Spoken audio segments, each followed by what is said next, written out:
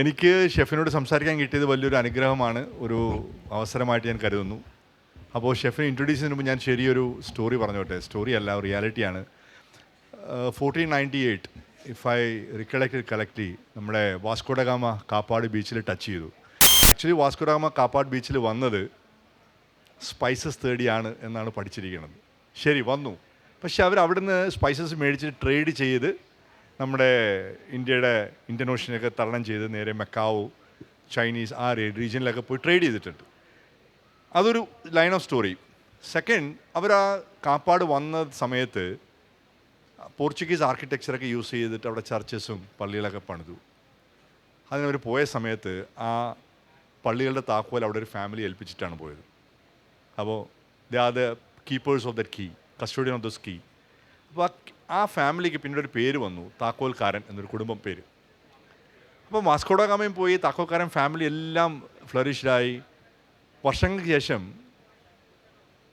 ഈ താക്കോൽക്കാരൻ ഫാമിലിയിൽ പെട്ട ഒരാൾ മക്കാവിൽ പോയിട്ട് ഇന്ത്യൻ ക്വിസീൻസിൻ്റെയും ഇന്ത്യൻ സ്പൈസസിൻ്റെയും ഏറ്റവും വലിയൊരു അംബാസിഡറായി മാറി. അത് ബൈ ചാൻസ് ആണോ കോയിൻസിഡൻസ് ആണോ എനിക്കറിയില്ല. And we are fortunate to have that individual. Especially നമുക്കറിയാവുന്നൊരു സ്റ്റോറി ലൈൻ അപ്പുറത്തോട്ട് അദ്ദേഹത്തെ ഇൻട്രൊഡ്യൂസ് ചെയ്യണമെങ്കിൽ ഞാൻ ആഗ്രഹിക്കുന്ന ഒരു ലൈൻ, ഫിലിം ഫീൽഡിൽ അല്ലെങ്കിൽ സിനിമാസിൻ്റെ വേൾഡിൽ ഓസ്കേഴ്സിന് എത്രത്തോളം ഇമ്പോർട്ടൻസ് ഉണ്ട്, അല്ലെങ്കിൽ എത്രത്തോളം അഫെക്ഷനേറ്റ് ആണ് എന്ന് ചിന്തിക്കുന്ന ഒരേ സമയത്ത് കള്ളിനറി അല്ലെങ്കിൽ പാചകകലയിലെ ഓസ്കർ എന്നറിയപ്പെടുന്നതാണ് മിഷ്ലിൻ സ്റ്റാർസ്.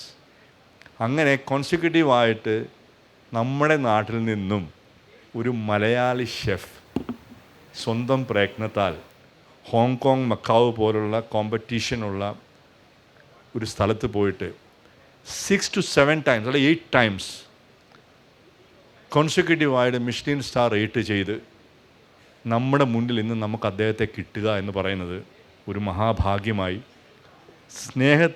ആഹാരത്തെ സ്നേഹിക്കുന്ന ഒരു വ്യക്തി എന്ന നിലയിലും ഇതുവരെ ഒരു മിഷ്ലിൻ സ്റ്റാറിൽ പോയി ആഹാരം കഴിക്കാൻ ഒരു ചാൻസ് കിട്ടാതെ ഇന്ന് ഒരു ആസ്പിറേഷൻ കൊണ്ട് നടക്കുന്ന എന്നെപ്പോലൊരാൾക്കും നിങ്ങളുടെ മുന്നിൽ വെച്ച് അതേ ഒരു സംസാരിക്കാൻ കിട്ടുന്നൊരു അവസരം ഒരു ചെറുതല്ല എന്ന് പറഞ്ഞുകൊണ്ട് let me introduce to you chef Justin Paul.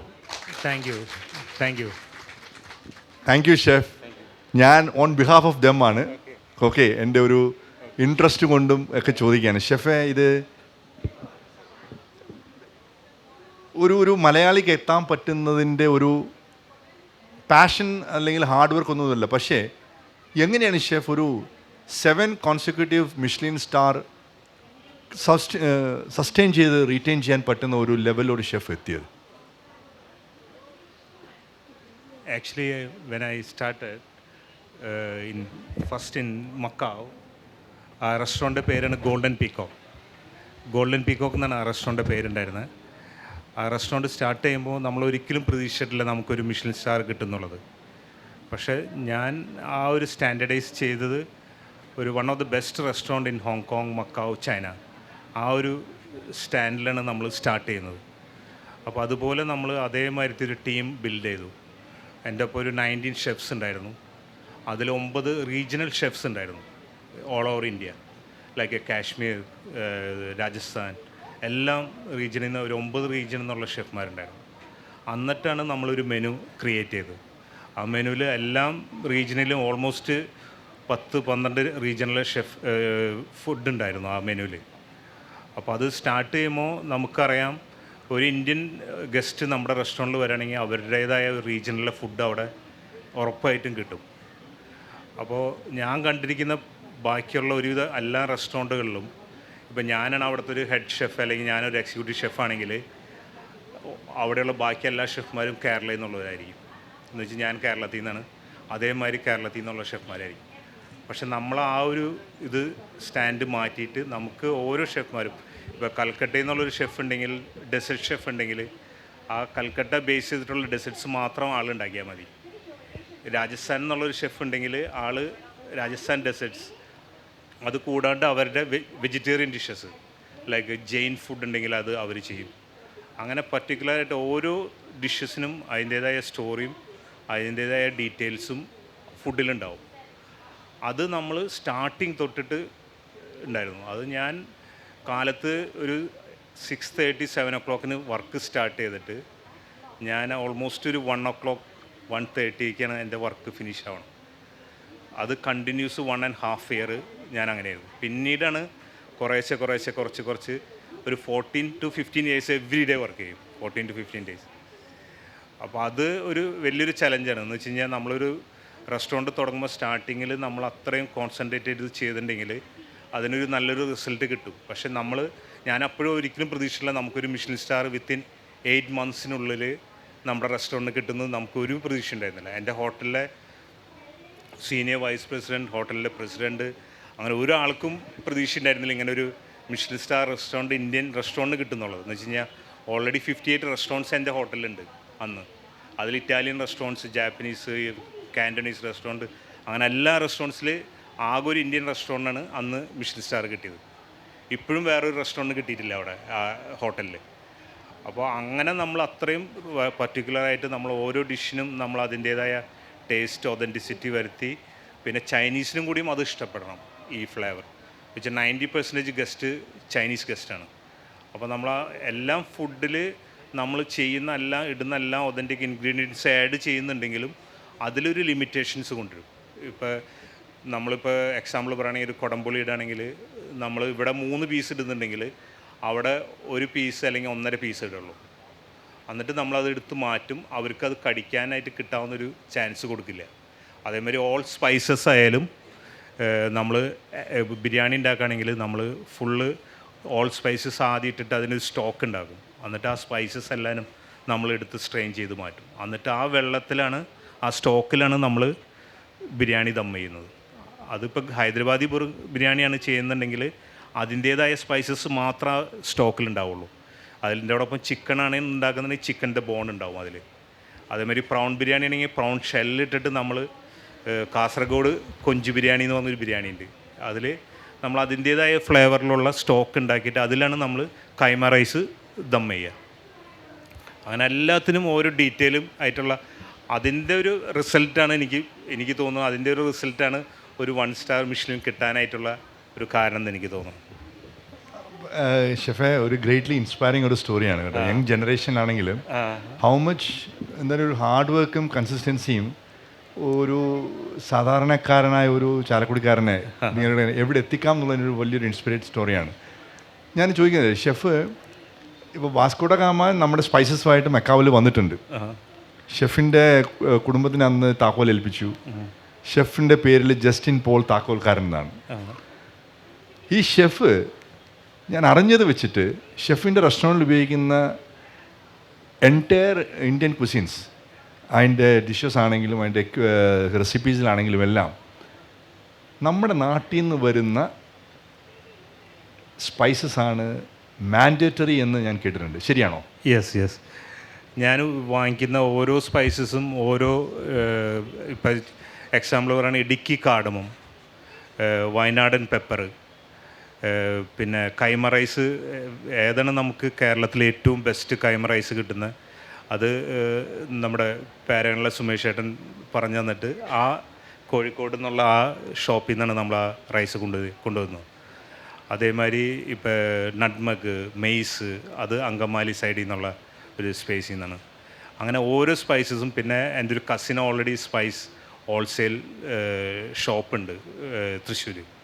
അപ്പോൾ അവരിൽ നിന്നും സോഴ്സ് ചെയ്തിട്ട് മാക്സിമം കിട്ടാവുന്ന ഓർഗാനിക് ആണെങ്കിൽ ഓർഗാനിക് കൊണ്ടുപോകാം. അതേപോലെ തന്നെ നമ്മൾ ഉപയോഗിക്കുന്ന ഇന്ത്യൻ ലെന്തിൽസ് ബെസ്റ്റ് നമുക്ക് കിട്ടുന്ന മഹാരാഷ്ട്രയിൽ നിന്നാണെങ്കിൽ മഹാരാഷ്ട്ര, ഗുജറാത്തിൽ നിന്നാണെങ്കിൽ ഗുജറാത്തിൽ നിന്ന്. അതൊക്കെയും നമ്മൾ അത്ര എഫോർട്ട് ചെയ്തിട്ട് ഇപ്പോൾ ഓർഗാനിക് ടീ നമുക്ക് മൂന്നാറിൽ നിന്ന് കിട്ടിയിരുന്നു. ഓർഗാനിക് ടീ അതാണ് കൊണ്ടുവരുന്നത്. പിന്നെ കോഫി, ഫിൽറ്റർ കോഫിക്കുള്ള കോഫി അത് ഓർഗാനിക്കാണ് കൊണ്ടുവരുന്നത്. അങ്ങനെ ഓരോ ഇൻഗ്രീഡിയൻസും ഇന്ത്യയിൽ നിന്ന് മാക്സിമം. സാഫ്രോൺ ഉപയോഗിക്കുന്നത് ഇപ്പോൾ ആക്ച്വലി എനിക്ക് ഫ്രഞ്ച് സാഫ്രോൺ അല്ലെങ്കിൽ സ്പാനിഷ് സാഫ്രോണൊക്കെ നമുക്ക് അവിടെ കിട്ടും, ഈസിയാണ്. എക്സ്പെൻസീവ് ആണ്, പക്ഷേ അതിനേക്കാളും നല്ലത് നമുക്ക് കാശ്മീരിൽ നിന്ന് കിട്ടാനുണ്ട്, ബെസ്റ്റ് സാഫ്രോൺ കിട്ടാനുണ്ട്. അപ്പോൾ അത് നമ്മൾ ഓരോരുത്തരുടെ അടുത്ത് ചോദിച്ചിട്ടാണ് ഇതെല്ലാം കിട്ടുന്നത്. ഇപ്പോൾ ഞാൻ ഇവിടെ വന്നപ്പോൾ തന്നെ ഇവിടെ ഒരു ടീയുടെ ഒരു കൗണ്ടർ ഉണ്ടായിരുന്നു. അപ്പോൾ അവരുടെ അടുത്ത് ഞാൻ അതിനെക്കുറിച്ച് ചോദിച്ചറിഞ്ഞു. കോഫിയുടെ ഒരു കൗണ്ടർ. അങ്ങനെ നമുക്ക് മാക്സിമം നമുക്ക് സോഴ്സ് ചെയ്യാവുന്നത് ബെസ്റ്റ് ക്വാളിറ്റി ഇന്ത്യയിൽ നിന്നും, അതേമാതിരി തന്നെ മീറ്റ്സ് അല്ലെങ്കിൽ സീ ഫുഡ് അതെല്ലാം ഫ്രാൻസിൽ നിന്നും ഓസ്ട്രേലിയ, ജപ്പാൻ അങ്ങനെയുള്ള കൺട്രിയിൽ നിന്നാണ് എല്ലാ മീറ്റ്സും എല്ലാം യൂസ് ചെയ്യുന്നത്. അപ്പോൾ അതിൽ തന്നെ ക്വാളിറ്റി വൈസിലൊരു കോംപ്രമൈസ് ഇല്ല റെസ്റ്റോറൻറ്റിൽ. One of the best quality നമ്മൾ ഉപയോഗിക്കണം. താങ്ക് യു ഷെഫേ. ഇത്രയും പറഞ്ഞ സ്ഥിതിക്ക് വെരി ഡു സ്റ്റാർട്ടഡ്, എങ്ങനെയാണ് ഇതിലോട്ട് ഒരു അട്രാക്ഷൻ തോന്നിയിട്ട് ഇതാണ് എൻ്റെ ഒരു വേദി അല്ലെങ്കിൽ ഇതാണ് എൻ്റെ ഒരു ഫ്യൂച്ചർ എന്ന് ഡിസൈഡ് ചെയ്തൊരു മൊമെൻ്റ് ഉണ്ടല്ലോ, അത് എന്നായിരിക്കാം? ചെറുപ്പത്തിലായിരുന്നോ, കോളേജിൽ പഠിക്കുമ്പോഴായിരുന്നോ, എപ്പോഴായിരുന്നു അത്? ആക്ച്വലി ഞാനൊരു 8th സ്റ്റാൻഡേർഡ് തൊട്ടിട്ട് ചെറുതായിട്ട് കിച്ചണിൽ കയറിയിട്ടുണ്ട്. എന്നുവെച്ചാൽ എൻ്റെ ഫാദർ, ഞങ്ങളൊരു മിഡിൽ ക്ലാസ് ഫാമിലിയാണ്. ഫാദർ ചെറുതായിട്ട് പൊളിറ്റിക്സ് ഒക്കെ ഉണ്ടായിരുന്നു. അപ്പോൾ മദർ ബാങ്കിൽ വർക്ക് ചെയ്തിരുന്നു. അപ്പോൾ മദർ കാലത്ത് 9:30 ആകുമ്പോഴേക്കും അമ്മയ്ക്ക് ജോലിക്ക് പോകണം. അപ്പോൾ ഫാദർ ആ സമയത്ത് ഒരു 8 o'clock 9 o'clock ആകുമ്പോൾ ഫാദറിനും പോകണം. അപ്പോൾ ഫാദറും അമ്മയും കൂടിയിട്ടാണ് കാലത്ത് ഭക്ഷണം ഉണ്ടാക്കാനായിട്ട് കിച്ചണിൽ കയറുക. അപ്പോൾ ഫാദർ അറ്റ്ലീസ്റ്റ് ഒരു മണിക്കൂറെങ്കിലും അമ്മ ഒന്നിച്ച് സ്പെൻഡ് ചെയ്തിട്ട് കാലത്തേക്കും ഉച്ചയ്ക്കും വൈകിട്ടത്തേക്കുള്ളതെല്ലാം റെഡിയാക്കി വെച്ചിട്ടാണ് പോവുക. അപ്പോൾ അങ്ങനെ ആ സമയത്ത് ഞാൻ ഫ്രീ ആവുന്ന ഉണ്ടെന്നുള്ള സമയം ഫാദർ കണ്ടിട്ടുണ്ടെങ്കിൽ പറയും, എൻ്റെ അടുത്തും കൂടിയും പറയും, കിച്ചണിലേക്ക് പോവാ, ജസ്റ്റ് ഉള്ളി ക്ലീൻ ചെയ്തതാ, അല്ലെങ്കിൽ ഗാർലിക്ക് ക്ലീൻ ചെയ്തതാ, അല്ലെങ്കിൽ ഇഞ്ചി, അങ്ങനെ എന്തെങ്കിലും ക്ലീൻ ചെയ്ത് തരാൻ പറയായിരുന്നു. അപ്പോൾ അത് എനിക്കതൊരു ആ സമയത്ത് എനിക്കുമൊരു ഇഷ്ടം ഉണ്ടായിരുന്നു. അങ്ങനെ ചെയ്ത് കൊടുക്കണതിൽ എനിക്കങ്ങനെ മടി ഉണ്ടായിരുന്നില്ല. അതും ബാക്കി എൻ്റെ ബ്രദറോ അല്ലെങ്കിൽ എൻ്റെ സിസ്റ്റേഴ്സിന് ഫാദർ അങ്ങനെ വിളിക്കാറില്ല, എന്നെ കൂടുതൽ വിളിക്കുക, ഞാൻ ഏറ്റവും ഇളയതാണ്. അപ്പോൾ അങ്ങനെ സ്റ്റാർട്ട് ചെയ്തു. അങ്ങനെ കുറച്ച് നാളേക്കും കഴിഞ്ഞപ്പോൾ അങ്ങനെ ഫാദർ എന്തെങ്കിലും ഫുഡ് ഉണ്ടാക്കുന്ന സമയത്ത് ഇളക്കാനൊക്കെ ആയിട്ട് നമ്മുടെ കയ്യിൽ ലാഡിൽ തരും. അപ്പോൾ ഞാൻ ഇളക്കും. അപ്പോൾ ഫാദർ ഇടുന്ന കാര്യങ്ങളൊക്കെ നമ്മൾ കാണും. അപ്പോൾ നമുക്കൊരു ചെറിയൊരു ഐഡിയാസൊക്കെ ഇങ്ങനെ വന്നു തുടങ്ങി. അപ്പോൾ പിന്നീട് ഒരു 10th ഒക്കെ ആയപ്പോൾ എനിക്ക് തോന്നി എനിക്ക് എന്തെങ്കിലും ഒരു തോരനൊക്കെ ഉണ്ടാക്കാൻ എനിക്ക് പറ്റും എന്നുള്ളൊരു ആ ഒരു ടാലൻറ്റ് എനിക്ക് തോന്നി. തോരൻ ഞാൻ ഉണ്ടാക്കാം എന്ന് പറഞ്ഞ് 10th ആയപ്പോൾ. അങ്ങനെ ആ ടൈമിലാണ് എൻ്റെ സിസ്റ്ററിൻ്റെ മകളുടെ ബാപ്റ്റിസം വരുന്നത്. അപ്പോൾ മദറൊക്കെ പറഞ്ഞ് നമുക്ക് പുറത്ത് ഏൽപ്പിക്കാം, കാറ്ററിങ് മാതിരി ചെറിയ ഏൽപ്പിക്കാം എന്ന് പറഞ്ഞു. അപ്പോൾ ഫാദർ പറഞ്ഞില്ല, ജസ്റ്റ് ഉണ്ടല്ലോ നമുക്കെല്ലാവർക്കും കൂടി കുക്ക് ചെയ്യാം, അതാണല്ലോ ഒന്നും കൂടി ടേസ്റ്റ് ഉണ്ടാവുക. അപ്പോൾ ഫാദർ പറഞ്ഞു ഓക്കെ എന്ന് പറഞ്ഞിട്ട് അങ്ങനെ ഞങ്ങൾ എല്ലാവരും കൂടിയിട്ട്, ഞാനും ചേച്ചിമാരും. അപ്പോൾ അന്ന് ഫാദർ ആണ് ഹെഡ് ഷെഫ്. ഫാദറാണ് ഹെഡ് ഷെഫ്. അപ്പോൾ ആൾക്ക് പാഷൻ ഇങ്ങനെ ആൾ പല ഡിന്നറും അല്ലെങ്കിൽ ലഞ്ചിനൊക്കെ പുറത്ത് എപ്പോഴും ഫങ്ഷൻസിനൊക്കെ പോയി കഴിക്കുമ്പോൾ അവിടെ കുക്ക് ചെയ്യുന്ന ഷെഫിൻ്റെ അടുത്ത് പോയി ചോദിക്കും, ഇതെങ്ങനെ ഉണ്ടാക്കിയത്, ഈ ഫിഷ് കറി എങ്ങനെ ഉണ്ടാക്കിയത്, അല്ലെങ്കിൽ ഈ ബീഫ് എങ്ങനെ ഉണ്ടാക്കിയത്, അങ്ങനെ ഓരോന്ന് ചോദിക്കും. ആ അറിവാണ് ആൾക്ക് അപ്പച്ചനുള്ളത്. അപ്പോൾ അത് വെച്ചിട്ടാണ് ആളുടെ സ്വന്തം ഇതിൽ ഫുഡ് ഉണ്ടാക്കുന്നത്. അങ്ങനെ ആ ബാപ്റ്റിസം, ആ ഫങ്ഷൻ ഭയങ്കരമായിട്ട് എല്ലാവർക്കും ഇഷ്ടപ്പെട്ടു. അപ്പോൾ അന്ന് ആളുടെ കുക്ക് ചെയ്യുന്ന ഓരോ മെത്തേഡിൽ നമ്മൾ ഒരു ഡിഫറെൻറ്റ് കാണുന്നുണ്ട്. അമ്മ കുക്ക് ചെയ്യുന്നതിനേക്കാളും ഡിഫറെൻ്റായിട്ട് ഫാദർ കുക്ക് ചെയ്യുന്നൊരു ഡിഫറെൻറ്റ് കാണാറുണ്ട്. അങ്ങനെ പെട്ടെന്നാണ് ഫാദർ മരിക്കുന്നത്. അപ്പോൾ ആ സമയത്ത് എനിക്ക് എന്തിലാണ് പോകേണ്ടതെന്നുള്ളൊരു ഡിസിഷൻ എടുക്കാൻ പറ്റിയിരുന്നില്ല. ഞാൻ എന്തിന് പഠിക്കാൻ പോവും, അപ്പോൾ പ്രീ ഡിഗ്രി കഴിഞ്ഞിട്ടുള്ളൂ. അപ്പോൾ പെട്ടെന്ന് ഫാമിലി പറഞ്ഞ് നിനക്ക് ഇഷ്ടമുള്ള എന്താണോ നിനക്കത് പഠിക്കാൻ പോവാം എന്നുള്ള ഇതിൽ പറഞ്ഞു കഴിഞ്ഞപ്പോൾ ഞാൻ അങ്ങനെയാണെങ്കിൽ ഹോട്ടൽ മാനേജ്മെൻറ്റ് പഠിക്കാൻ പോവാം. അപ്പോൾ എൻ്റെ ഒരു ഫ്രണ്ടും ഇതേമാതിരി ഹോട്ടൽ മാനേജിന് പോയിട്ടുണ്ടായിരുന്നു. അപ്പോൾ ഞാൻ പറഞ്ഞു ഞാൻ ഹോട്ടൽ മാനേജിന് പോകും. അങ്ങനെ ഞാൻ ചെന്നൈയിൽ ഹോട്ടൽ മാനേജിന് ചേർന്നു. അങ്ങനെ ബോംബെ ലീലയിൽ ട്രെയിനിങ്ങിന് എനിക്ക് എന്തോ ഭയം കൊണ്ട് അവിടെ നല്ലൊരു ഹോട്ടലിൽ ട്രെയിൻ ചെയ്യാൻ പറ്റി, ബോംബെ ലീലയിൽ. അതൊരു സ്റ്റാർട്ടിങ് എപ്പോഴും നമ്മൾ വർക്ക് ചെയ്യുന്ന സ്ഥലം ആക്ച്വലി നല്ല ഹാർഡായിട്ടുള്ള സ്ഥലമായിരിക്കണം. അപ്പം അന്ന് ബോംബെ ലീല എന്ന് വെച്ച് കഴിഞ്ഞാൽ വൺ ഓഫ് ദ ബിസിയസ്റ്റ് ഹോട്ടലാണ്. ഇന്ത്യയിലെ തന്നെ ഏറ്റവും ബിസിയുള്ള ഹോട്ടലാണ് ബോംബെ ലീല എന്ന് വെച്ച് കഴിഞ്ഞാൽ എയർപോർട്ടിൻ്റെ അടുത്താണ്. ലോട്ട് ഓഫ് ഇവൻറ്റ്സും ഒക്കെ വരുന്നൊരു ഹോട്ടലാണ്. അപ്പോൾ അവിടെ ഒരു വർഷം 1.5 വർഷത്തോളം ട്രെയിൻ ചെയ്യാൻ പറ്റി. അത് കഴിഞ്ഞ് അവിടെ നിന്ന് പിന്നെ ഗോവ ലീലയിലാണ് വർക്ക് ചെയ്തത്. അങ്ങനെ അവിടെ ഒരു 4.5 വർഷം ഗോവ ലീലയിൽ വർക്ക് ചെയ്തു. അവിടെ നിന്നാണ് പിന്നെ മാരിയറ്റിലൊരു 6 മാസത്തോളം ഗോവയിൽ. അപ്പോഴേക്കും എനിക്കൊരു ഓഫർ ഹോങ്കോങ്ങിൽ കിട്ടി. അങ്ങനെ ഹോങ്കോങ്ങിലേക്ക് ഷിഫ്റ്റായി. ഹോങ്കോങ്ങിൽ ഒരു 5 വർഷം, അത് കഴിഞ്ഞ് ഒരു 19 വർഷമായി മക്കാവിൽ വർക്ക് ചെയ്യുന്നു. ചാലക്കുടിയിൽ നിന്ന് സ്റ്റാർട്ട് ചെയ്തു, അച്ഛൻ്റെ കൂടെ സ്റ്റാർട്ട് ചെയ്തു, ഉള്ളി തുണിച്ചു. പക്ഷേ കഴിഞ്ഞ മാസമാണ് അദ്ദേഹത്തിൻ്റെ ഒരു റെഗുലർ ആൻഡ് ഫ്രീക്വൻറ്റ് ഗസ്റ്റിന് വളരെ പ്രൈവറ്റായിട്ട് അദ്ദേഹത്തിൻ്റെ ഒരു ഫാൻ കൂടിയാണെന്നാണ് ഞാൻ മനസ്സിലാക്കിയത്. എനിക്കത് സ്റ്റോറി അദ്ദേഹത്തിന് ഇത് കേൾക്കണം താല്പര്യമുണ്ട്. None other than David Beckham. David Beckham അദ്ദേഹത്തിൻ്റെ ഒരു റെഗുലർ ഫാൻ കം ഫോളോവറാണ്. അത് ഞാൻ അറിയാൻ കാര്യം എന്ന് വെച്ചാൽ നമ്മളെല്ലാം ഈ സോഷ്യൽ മീഡിയ ഫോളോ ചെയ്യുമല്ലോ, പക്ഷേ സോഷ്യൽ മീഡിയയിൽ ഒന്നും വരാത്ത കുറേ സ്റ്റോറീസ് നമ്മുടെ ചുറ്റുമുണ്ട് എന്ന് ഞാൻ മനസ്സിലാക്കിയ ഒരു സമയം കൂടിയായിരുന്നു. അപ്പം ഷെഫ് ജസ്റ്റിൻ പോളിനോട് സംസാരിക്കുന്ന സമയത്ത് okay Ashish, you have to talk to him, speak to him, understand him. അപ്പോഴെനിക്ക് കണക്റ്റ് ഉണ്ടാവുന്നതും ഇത് ഞാൻ മനസ്സിലാക്കുന്നതും. അപ്പോൾ ഡേവിഡ് ബെക്കാം എന്ന് പറയുന്നൊരു, ഇപ്പം അദ്ദേഹത്തിന് സർ പദവി കിട്ടി, ജസ്റ്റ് ഒരു ഫുട്ബോളറല്ല, അതിൻ്റെ അപ്പുറത്തുള്ളൊരു ലൈഫിലുള്ള ഒരാളാണ്. അപ്പം ഒരു ചാലക്കുടിക്കാരൻ ഒരു ഡേവിഡ് ബെക്കാമിൻ്റെ കൂടെ തോളത്ത് കൈയിട്ട് നിൽക്കുന്ന ഒരു ഫോട്ടോ എന്നെ സർപ്രൈസ് ചെയ്തു. ഷെഫ് അത് എങ്ങനെ എത്തി, അതങ്ങനെ സാധിച്ചു? അതൊരു സത്യത്തിൽ ഇപ്പം അങ്ങേക്ക് ഒരു you will be in the mid of ഒരു 50s അല്ലേ, അല്ലെ 50s 50 എന്തുകൊണ്ട് ഞങ്ങളാരും ഇത് അറിയുന്നില്ല, ഞങ്ങൾ അറിഞ്ഞില്ല. പക്ഷേ ഇത് അങ്ങേപ്പറ്റി ഗൂഗിൾ ചെയ്ത് നോക്കിയപ്പോഴാണ് എനിക്ക് അറിയാൻ സാധിച്ചത്. പക്ഷേ അതൊന്ന് കേൾക്കാൻ ആഗ്രഹമുണ്ട്. ഞാൻ ആക്ച്വലി സോഷ്യൽ മീഡിയയ്ക്കും വളരെ ബാക്കാണ്. ഞാൻ അങ്ങനെ അത്ര ആക്റ്റീവല്ല, ഒട്ടും ആക്റ്റീവല്ല, വളരെ മോശം. പക്ഷേ ഞാൻ ഈ പറഞ്ഞ ഹോട്ടലിൽ ഒരുപാട് സെലിബ്രിറ്റീസ് വരും. ഞാൻ ആരുടെ അടുത്തും അങ്ങോട്ട് പോയിട്ട് ചോദിക്കാറില്ല ഫോട്ടോ എടുക്കണമെന്നോ, അങ്ങനെ ഞാൻ ചോദിക്കാറില്ല. അത് ആക്ച്വലി ഹോട്ടലിലൊരു റൂളുണ്ട്, ഇങ്ങനെ ഹൈ എൻഡ് സെലിബ്രിറ്റീസ് വരുമ്പോൾ നമ്മൾ ഫോട്ടോ എടുക്കാൻ ചോദിക്കാൻ പാടില്ല എന്നുള്ളൊരു റൂളുണ്ട്. പക്ഷേ ഞാൻ അല്ലെങ്കിലും ഞാൻ എടുക്കാനായിട്ട് അങ്ങനെ പോകാറില്ല. അങ്ങനെ അവസരം കിട്ടിയാലും ഞാൻ അങ്ങനെ ചോദിക്കാറില്ല. അങ്ങനെ ഈ മിസ്റ്റർ ബെക്ക ആദ്യം വരുന്നത് 2016 ഞാൻ എൻ്റെ ആദ്യത്തെ 1 സ്റ്റാർ മിഷലിൻ കിട്ടിയ റെസ്റ്റോറൻറ്റ് ഗോൾഡൻ പീക്കോക്ക് എന്ന് പറഞ്ഞ റെസ്റ്റോറൻറ്റിലാണ് വരുന്നത്. അപ്പോൾ അവിടെ വരുമ്പോൾ ആൾ ഫസ്റ്റ് വരുന്നൊരു ആളുടെ കൺസെപ്റ്റിലൊരു സാധാരണ ഒരു ഇന്ത്യൻ റെസ്റ്റോറൻറ്റാണ്. പക്ഷേ ആൾക്കറിയാം 1 സ്റ്റാർ മിഷലിൻ കിട്ടിയിട്ടുണ്ടെന്ന് അറിയാം. ആൾ വന്ന് ലേറ്റ് ഒരു അറൗണ്ട് 10 o'clock വന്ന്. അപ്പോൾ സാധാരണ നമ്മൾ 10:30 റെസ്റ്റോറൻറ്റ് ക്ലോസ് ചെയ്യും. പക്ഷേ VIP ആണ്, നമ്മളൊരിക്കലും ക്ലോസ് ചെയ്യില്ല, ആൾക്ക് വേണ്ടി വെയിറ്റ് ചെയ്യും. അങ്ങനെ ആൾക്ക് ഒരു VIP റൂം കൊടുത്തു. അങ്ങനെ ആൾ വന്നപ്പോൾ ഞാൻ വിഷ് ചെയ്യാനായിട്ട് ആളെ അടുത്ത് പോയി സംസാരിക്കാൻ പോയി. അപ്പോൾ ആൾ വന്ന് ജസ്റ്റിന് ഇഷ്ടമുള്ള, ഷെഫിന് ഇഷ്ടമുള്ള ഫുഡ് കൊടുത്തു. എനിക്ക് മെനൊന്നും കാണണ്ട, എനിക്ക് ഷെഫിന് ഇഷ്ടമുള്ള ഫുഡ് തന്നോളാൻ പറഞ്ഞു. അങ്ങനെ ഞാൻ അപ്പം തന്നെ ആൾക്ക് വേണ്ടിയിട്ടൊരു മെനു ക്രിയേറ്റ് ചെയ്തു. ഒരു 4 സ്റ്റാർട്ടർ. ആൾ പിന്നെ പറഞ്ഞിരുന്നു സൂപ്പ് വേണ്ട, സ്റ്റാർട്ടറും മെയിൻ കോഴ്സ് ഡെസേർട്ട് മതി എന്ന് പറഞ്ഞിരുന്നു. പിന്നെ ഒരു 7 മെയിൻ കോഴ്സ് ആൾക്ക് സെറ്റ് ചെയ്തു. സെയിം അലാക്കാട്ട് മെനു തന്നെ നമ്മൾ സെറ്റ് ചെയ്തു. പക്ഷെ എല്ലാം നമ്മുടെ ഒരു ടച്ചോടുകൂടിയാണ് എല്ലാം കിച്ചണിൽ നിന്ന് പോയത്. ഞാൻ ഫുള്ളായിട്ട് കിച്ചണിൽ നമ്മളുടെ ഇതിൽ തന്നെ പോയത്. അങ്ങനെ ആൾ ഫുഡ് കഴിച്ച് ഓൾമോസ്റ്റ് ഡെസേർട്ട് പിക്ക് ചെയ്യണതിൽ മുപ്പാട് ആൾ സ്ട്രേറ്റ് കിച്ചണിലേക്ക് കയറി വന്നു. അപ്പോൾ ഞങ്ങളുടെ കിച്ചൺ ഓപ്പൺ കിച്ചണാണ്, റെസ്റ്റോറൻ്റായിട്ട് ഓപ്പൺ കിച്ചൺ. കിച്ചണിൽ കയറി വന്നിട്ട് ആൾ പുറത്ത് തട്ടിയിട്ട് ആൾ പറഞ്ഞു, ഇത് I had one of the best meal, Indian meal എന്ന് പറഞ്ഞിട്ട് അത് വളരെ ഒരു ഇതായിരുന്നു, സർപ്രൈസായിരുന്നു. ആൾ വന്ന് എന്നിട്ട് ആൾ അപ്പം തന്നെ ആൾ പറഞ്ഞു വന്ന് ഫോട്ടോ എടുക്കാൻ പറഞ്ഞിട്ട് ആ സമയത്ത് ഫോട്ടോ എടുത്തു. നോർമൽ സ്റ്റാഫ് എല്ലാവരും കൂടി ഒന്നിച്ച് ഫോട്ടോ എടുത്തു. അത് കഴിഞ്ഞ് ഈ ലാസ്റ്റ് വിസിറ്റ് ആൾ ജസ്റ്റ് ഇന്ത്യയിൽ വന്നു. അത് ആൾ വരാൻ കാരണം എൻ്റെ പഴയ റെസ്റ്റോറൻറ്റ് ഇത് ക്ലോസ് ചെയ്തെന്നുള്ളത് ആൾക്കറിയാം. ആൾ ചോദിച്ചു, ഈ വെനീഷ്യൻ ഹോട്ടലിൽ ചോദിച്ചു ഗോൾഡൻ പീക്കോക്ക് ഓപ്പൺ ആയോ? അപ്പോൾ പറഞ്ഞില്ല, ഓപ്പൺ ആയില്ല, അത് ക്ലോസ് ചെയ്തിരിക്കുകയാണ്.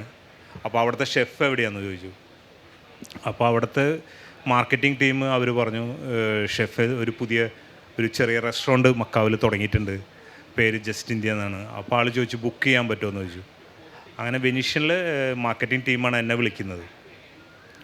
അപ്പോൾ അവർ ആദ്യം എൻ്റെ അടുത്ത് പേര് പറഞ്ഞില്ല, എൻ്റെ അടുത്ത് പറഞ്ഞു ഒരു VIP ആണ്, അവർക്ക് റെസ്റ്റോറൻറ്റിൽ വരണം.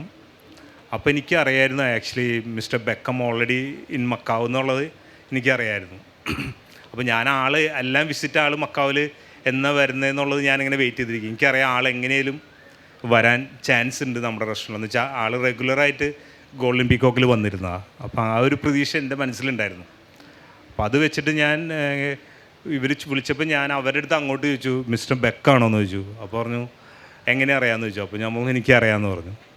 അപ്പോൾ അവർ പറഞ്ഞു അതെ, അപ്പോൾ പ്രൈവസി വേണം, അപ്പോൾ നിങ്ങൾക്ക് റെസ്റ്റോറൻറ്റിൽ വേറെ ആരെയും ബുക്കിംഗ് എടുക്കാൻ പാടില്ല എന്ന് പറഞ്ഞു. അപ്പോൾ ഞാൻ പറഞ്ഞില്ലേ, ബുക്കിംഗ് എനിക്കുണ്ട് 2 പേരുടെ ബുക്കിംഗ്, അത് ഞാൻ അവരെ വിളിച്ച് സോറി പറഞ്ഞ് ക്യാൻസൽ ചെയ്യാം, അവർക്ക് എന്തെങ്കിലും ഗിഫ്റ്റ് കൊടുക്കാമെന്നൊക്കെയും പറഞ്ഞിട്ട് അവരുടെ അടുത്ത് പറഞ്ഞു. അങ്ങനെ അവർ ബുക്കിംഗ് കൺഫേം ചെയ്തു. അവർ വരുന്നതിൻ്റെ മുമ്പത്തെ ദിവസം വന്ന് റെസ്റ്റോറൻറ്റിൽ നിന്ന് അവർ ജസ്റ്റ് ഒന്ന് ചെക്ക് ചെയ്തു. പിന്നെ അവർ സെക്യൂരിറ്റിയോടൊപ്പം പിറ്റേ ദിവസം ഡിന്നറിന് വന്നു. അപ്പോൾ ആൾ വരുമ്പോൾ ആൾക്ക് ഒരു 5 വർഷത്തെ ഗ്യാപ്പ് ഉണ്ട്. കോവിഡിന് മുമ്പാണ് ആൾ ലാസ്റ്റ് വന്നത് 2019. പിന്നെ അതിന് ശേഷം ആൾ വന്നിട്ടില്ല. അപ്പോൾ ആൾ കുറേ കഴിഞ്ഞിട്ട് കണ്ടിട്ട് ആൾ വന്നിട്ട് കെട്ടിക്കും പിടിച്ച് ആൾ ഭയങ്കര ഒരു ഇതായിരുന്നു. അപ്പം എനിക്ക് തന്നെ ഒരു എന്താ പറയുക ഭയങ്കര സന്തോഷവും ഇതും വന്നിട്ട് അങ്ങനെ ആൾ തേടി പിടിച്ച് വന്നല്ലോ എന്നുള്ളൊരു ഇതുണ്ടല്ലോ, അത് ആ ഒരു സന്തോഷം എക്സൈറ്റിങ്ങും. അങ്ങനെ ആൾ പറഞ്ഞു ഇതേമാതിരി തന്നെ ആൾ പറഞ്ഞു ജസ്റ്റിന് ഇഷ്ടമുള്ള ഫുഡ്. അപ്പോൾ ഞാൻ ആൾക്ക് ഓൾറെഡി മെനു പ്രിൻ്റ് ചെയ്തിട്ടുണ്ടായിരുന്നു. അപ്പോൾ അതിൽ എഴുതിയിട്ടുണ്ടായിരുന്നു സർ ബെക്കം എന്നുള്ളത്. ആൾക്കന്ന് കിട്ടാൻ പോകുന്നുള്ളൂ. അപ്പോൾ അത് ആ മെനു കണ്ടപ്പോൾ തന്നെ ആൾക്ക് ഭയങ്കര ഇമ്പ്രസ്സായി. അങ്ങനെ ഫുഡൊക്കെ കൊടുത്ത് ആൾ ഫുഡ് കഴിച്ചു തുടങ്ങിയപ്പോൾ തന്നെ ആൾ എന്നെ വീണ്ടും വിളിച്ചു, റെസ്റ്റോറൻറ്റിലേക്ക് വിളിച്ച് ചോദിച്ചു എങ്ങനെയൊക്കെ എൻ്റെ ബിസിനസ് ഒരു ആവറേജ് ആയിട്ട് പോകണു. അങ്ങനെ ഭയങ്കര ബിസിനസ്സല്ല, എന്നാലും നല്ല രീതിയിൽ പോകണു. അത് കഴിഞ്ഞ് ആൾ പോണ സമയത്ത് ആൾ പറഞ്ഞു ഞാനൊന്നിച്ച് ഫോട്ടോ എടുക്ക് എന്നിട്ട് മാർക്കറ്റ് ചെയ്യുന്നു പറഞ്ഞു. അത് ഭയങ്കര ഒരു ഇതായിരുന്നു, ഭയങ്കര ഒരു നിമിഷമായിരുന്നു. ഡേവിഡ് ബെക്കാം ഷെഫ് ജസ്റ്റിൻ അങ്ങയോട് ചോദിച്ചു എൻ്റെ കൂടെ നിന്ന് ഫോട്ടോ എടുത്തിട്ട് വൈ കാണ്ട് യു ജസ്റ്റ് മാർക്കറ്റ് ഇറ്റ്. അത് ആളുടെ കൂടെയുള്ള മാനേജേഴ്സും ആളുടെ ഫ്രണ്ട്സും എല്ലാവർക്കും സർപ്രൈസായി. എന്ന് വെച്ച് കഴിഞ്ഞാൽ ആൾ വിളിച്ചിട്ട് അത് കഴിഞ്ഞാൽ ആൾ ബോൾ സൈൻ ചെയ്യലും ജേഴ്സി സൈൻ ചെയ്ത് തരലും ആൾ വളരെ ഡൗൺ ടു എർത്ത് പേഴ്സണാണ്, വളരെ ഡൗൺ ടു എർത്ത് പേഴ്സൺ. ആൾ ഇന്ത്യയിൽ ഇപ്പോൾ എനിക്ക് തോന്നുന്നു കുറേ ഇവൻറ്റ്സിന് വരുന്നുണ്ടെന്ന് തോന്നുന്നു, എവറി ഇയർ ബോംബെയിൽ വരുന്നുണ്ട്. നല്ലൊരു ഷെഫ് ഇൻക്രെഡിബിൾ ലേണിംഗ് ആണ് actually. when we do a lot of things in sales and marketing, it's very great thing if your service and products are at that level. Customer നമ്മുടെ അടുത്ത് വന്നിട്ട് you don't need a promotion. ശരിയാണ് chef. അതിൽ എനിക്ക് വളരെ impressed ആയത് when we are doing, ഞാൻ പറഞ്ഞില്ല ഞാനൊരു മിഷ്ലിൻ സ്റ്റാർ അല്ലെങ്കിൽ മിഷ്ലിൻ റേറ്റഡ് ഒരു റെസ്റ്റോറൻറ്റിൽ പോയിട്ട് ആഹാരം കഴിക്കണം എന്നൊരു ആസ്പിറേഷൻ കൊണ്ടു നടക്കുന്ന ഒരു വ്യക്തിയാണ്. ഇതിൽ സാധിച്ചിട്ടില്ല. അപ്പോൾ ഞാനിങ്ങനെ ഷെഫിനെ ഞാൻ ചോദിച്ചപ്പോൾ ഷെഫിൻ്റെ restaurant it's a very cute and small restaurant. അത് കൂടുതൽ അറിയാൻ സാധിക്കുന്നത് നമുക്ക് സിംഗപ്പൂരിലും മക്കാവിലും അല്ലെങ്കിൽ ഹോങ്കോങ്ങിലുള്ള ഇൻ്റർനാഷണൽ ബ്ലോഗേഴ്സിൻ്റെ റിവ്യൂസ് കാണുമ്പോഴാണ്. Chef is not interested in any other communication. പക്ഷേ അവർ പറയുമ്പോൾ ഒരു കാര്യം ഞാൻ ശ്രദ്ധിച്ചത്, ഒരാളെ കൊണ്ട് ഒരു ഇൻ്റർനാഷണൽ ബ്ലോഗറെ കൊണ്ട് ഷെഫ് ഒരു വെയിറ്റുള്ളൊരു പാത്രം എടുപ്പിച്ചിട്ട് പറയാണ് 8 കിലോ ഉണ്ട്. ഞാനത് പോസ്റ്റ് ചെയ്തിട്ട് നോക്കിയപ്പോൾ I listen to what chef is saying. ഷെഫിൻ്റെ അവിടെ ഇന്ത്യൻ താലി കൊടുക്കുന്നത് നമ്മുടെ ഓട്ട് പാത്രത്തിലാണ്. മക്കാവില് ബ്രാസിൽ ഓട്. അപ്പോൾ അതിന് 8 കിലോ. അപ്പോൾ എന്തുകൊണ്ടാണ് എന്ന് അദ്ദേഹം ചോദിക്കുമ്പോൾ ഷെഫ് ഒരു ഉത്തരം പറയുന്നുണ്ട്. പക്ഷേ ഐ വാസ് വെരി ഫാസിനേറ്റഡ്. എനിക്കത് ഷെഫിൻ്റെ വായിൽ നിന്ന് തന്നെ അതൊന്ന് കേൾക്കണമെന്ന് ആഗ്രഹമുണ്ട്. എന്തുകൊണ്ടാണ് ഷെഫെ ആ ഓട്ട് പാത്രത്തിൽ കൺസിസ്റ്റൻ്റ് ആയിട്ടും മാൻഡേറ്ററി ആയിട്ടും എന്തുകൊണ്ടാണ് ഷെഫ് അതിൽ തന്നെ ഫുഡ് സെർവ് ചെയ്യുന്നത്? ഞാൻ ആക്ച്വലി ഫസ്റ്റ് റെസ്റ്റോറൻറ്റ് ഗോൾഡൻ പീകോക്കിൽ താലി കൊടുത്തിരുന്നത് സിൽവർ പ്ലേറ്റിലായിരുന്നു, സിൽവർ താലിയായിരുന്നു.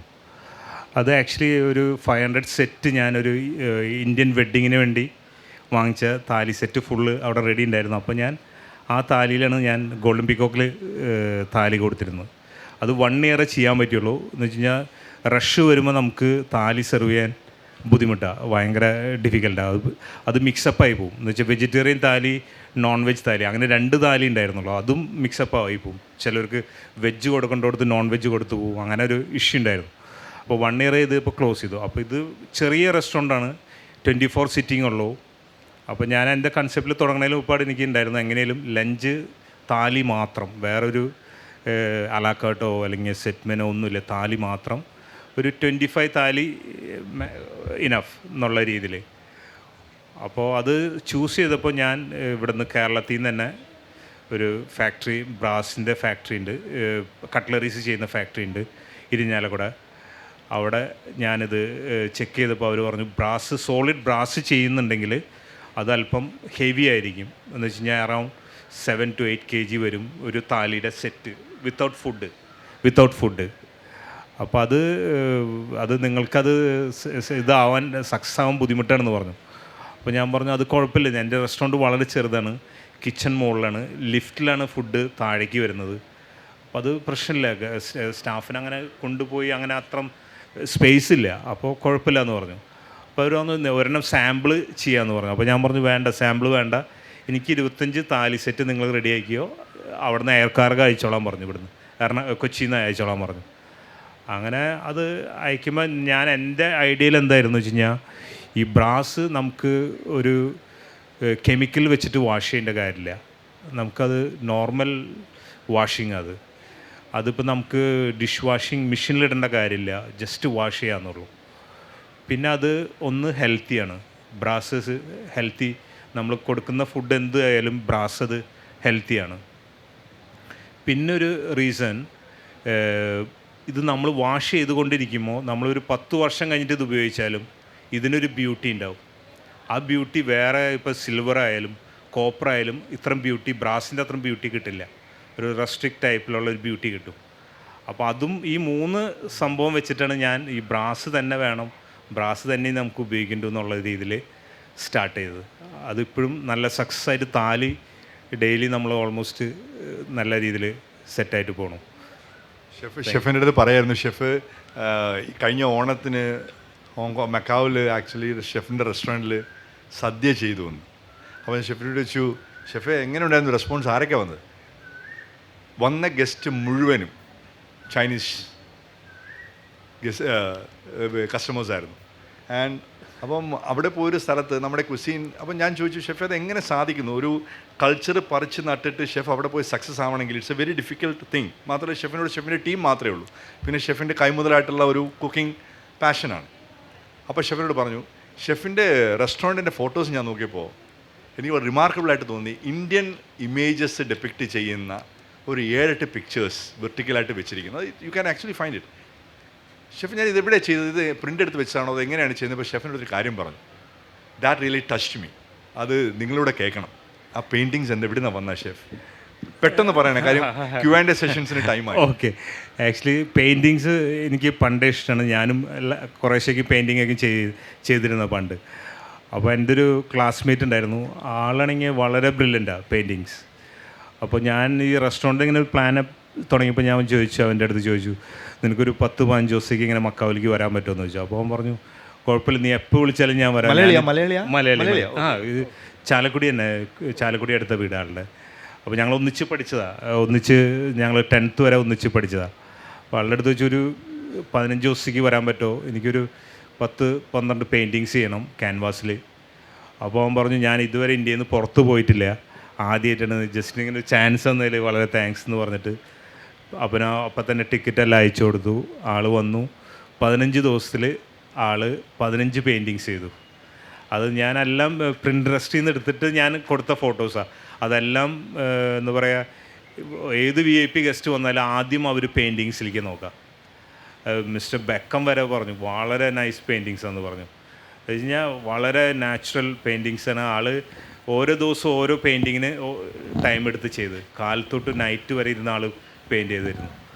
ആൾ കുറേ ഒരുപാട് ഇവിടെ നാട്ടിൽ ഒരുപാട് ചർച്ചും ടെമ്പിൾസിലേക്കും പെയിൻറ്റിങ് ചെയ്യുന്ന ഒരു ഗുഡ് ആർട്ടിസ്റ്റാണ്. അതാണ് പെയിൻറ്റിങ്ങിൻ്റെ സ്റ്റോറി. ഞാൻ ഷെഫിനോട് ചോദിക്കാനിരിക്കുകയായിരുന്നു, എന്താണ് നമുക്ക് കേരളത്തിൽ അല്ലെങ്കിൽ സൗത്ത് ഇന്ത്യയിൽ ഒരു മിഷ്ലിൻ സ്റ്റാർ റേറ്റഡ് ഷെഫ് അല്ലെങ്കിൽ റെസ്റ്റോറൻറ്റ് കാണാൻ പറ്റുമെന്ന് ചോദിച്ചിട്ടില്ല. അപ്പോൾ I leave it to the audience, അവർക്കിനി ചോദിക്കാനുള്ള ചോദിക്കട്ടെ. എൻ്റെ ടൈം ഓഡിയൻസ് പ്രത്യേകം ശ്രദ്ധിക്കുക, ഒരു ചോദ്യം മാത്രത്തിനുള്ള സമയം മാത്രമേ നമുക്കുള്ളൂ. വളരെ ചുരുക്കി നിങ്ങൾക്ക് ചോദിക്കാം, സമയം പരിമിതി കടന്നു. Ma'am please. Okay. When are we getting one? It's the last question. When are we going to have a Michelin rated? Actually കേരളത്തിലല്ല, ഇന്ത്യയിൽ ഒരു നല്ല റെസ്റ്റോറൻറ്റ് ചെയ്യണം എന്നുള്ള താല്പര്യം കുറച്ച് നാളായിട്ടുണ്ട്. അപ്പോൾ നല്ലൊരു സ്പേസ്, നല്ലൊരു ഗുഡ് ഇൻവെസ്റ്റർ എല്ലാം നമുക്ക് കിട്ടണമെങ്കിൽ എപ്പോൾ വേണമെങ്കിലും നമ്മൾ റെഡിയാണ്. എന്ന് വെച്ചാൽ ഞാൻ ഓൾറെഡി വെനീഷ്യൻ ഹോട്ടലിൽ നിന്ന് ഞാൻ ഇറങ്ങി, ഇനിയിപ്പോൾ എൻ്റെ സ്വന്തം ഇതാണ്, അവിടെ സ്റ്റാഫും കാര്യങ്ങളെല്ലാം സെറ്റായി. Whoever be the passionate person to invest, തീർച്ചയായിട്ടും ഷെഫിനെ പോലെ ഇത്രയും ഡെഡിക്കേറ്റഡ് മാത്രമല്ല, കമ്പാഷൻ ഒന്നുമില്ല, എനിക്ക് ഷെഫിനെ എക്സ്പ്ലെയിൻ ചെയ്യാനായിട്ട് സാധിക്കുക. He is actually taking with him a lot of emotions which is related to where he is from. Roots ഒട്ടും വിടാതെ ജസ്റ്റ് ഇൻ എന്ന് പറയുന്നില്ല, ജസ്റ്റ് ഇന്ത്യ എന്നുള്ളൊരു കോൺസെപ്റ്റിൽ തന്നെ ഇത്രയും മനോഹരമായിട്ട് റിയൽ ബ്രാൻഡ് അംബാസിഡറായിട്ട് എന്തുകൊണ്ടോ നമുക്കത് റിയലൈസ് ചെയ്യാൻ പറ്റിയില്ല എന്നുള്ളതാണ്. ഇനിയും ഷെഫ് ജസ്റ്റിനെ പോലുള്ള ആൾക്കാർ അല്ലെങ്കിൽ ഷെഫിനെ പോലുള്ള ആൾക്കാർ ഞങ്ങളുടെ കൂടെ ഇനിയും ഉണ്ടാവട്ടെ. And we feel actually proud about your all achievements, especially as a human being. Thank you. Where you actually നമ്മുടെ കൾച്ചറും കൂടെ കൊണ്ടുപോകുന്നു, Thank you so much. നമ്മുടെ സദ്യ കൊണ്ടുപോകുന്നു, ക്വിസീൻസ് കൊണ്ടുപോകുന്നു, എല്ലാം. Literally when Vasco da Gama give that key to your family, താക്കോൽക്കാരൻ, please take care of the churches, you are actually literally doing it. Thank you so much. Extremely proud. And കൂടുതൽ interactions ഷെഫിനെ സംസാരിക്കാം without time. Thank you very much Thank you, Chef. Chef Justin Paul. അതോടൊപ്പം ശ്രീ ആശിഷ് ശിവനെയും നമുക്ക് ഏറെ സന്തോഷപൂർവ്വം ഞങ്ങൾ ഓർക്കുകയാണ്. ഈ ഒരു സമയത്ത് മാതൃഭൂമിയുടെ സ്നേഹോപഹാരം നൽകുവാനായി ഞാൻ വേദിയിലേക്ക് ക്ഷണിക്കട്ടെ. AGM Mathrubhumi Shri Nandakumar M sir. ഒരു കാര്യം കൂടി എനിക്ക് മാതൃഭൂമിയോട് ഒരു പ്രത്യേക താങ്ക്സ് പറയാനുണ്ട്. എന്ന് വെച്ചാൽ ഞാൻ ആദ്യമായിട്ടാണ് ഇന്ത്യയിൽ ഇങ്ങനൊരു ഇവൻറ്റ് അറ്റൻഡ് ചെയ്യുന്നത്. കഴിഞ്ഞ വർഷം ഇങ്ങനെ പറഞ്ഞിരുന്നു, പക്ഷേ കഴിഞ്ഞ വർഷം നടന്നില്ല. ഈ വർഷം അങ്ങനെ ഒരു വരാൻ പറ്റിയതിൽ ഒരുപാട് സന്തോഷം. മാധുരിയോട് പ്രത്യേക താങ്ക്സ്. ഇനിയും ഇങ്ങനത്തെ നല്ല ഇവൻറ്റുകൾ ചെയ്യാൻ പറ്റുമെന്ന് വിശ്വസിക്കുന്നു. ഞങ്ങൾക്കും സന്തോഷം. അദ്ദേഹത്തിൻ്റെ അനുഭവങ്ങളും ഓർമ്മകളും ഒക്കെ കേൾക്കാൻ ഞങ്ങൾക്കും സാധിച്ചു. Thank you very much Nandakumar sir. Chef Justin പോളിനെയും അതോടൊപ്പം ശ്രീ ആശിഷ് ശിവനെയും സ്നേഹോപഹാരം നൽകി ആദരിക്കുകയാണ്. മാതൃഭൂമിയുടെ സ്നേഹം, മാതൃഭൂമിയുടെ കടപ്പാടും ആദരവും ഈ ഒരു വേദിയിൽ വെച്ച് അർപ്പിക്കുന്നു. Thank you. ഈ സെഷൻ സ്പോൺസർ ചെയ്തിരുന്നത് ഫുഡ് സേഫ്റ്റി ഡിപ്പാർട്ട്മെൻറ്റ്.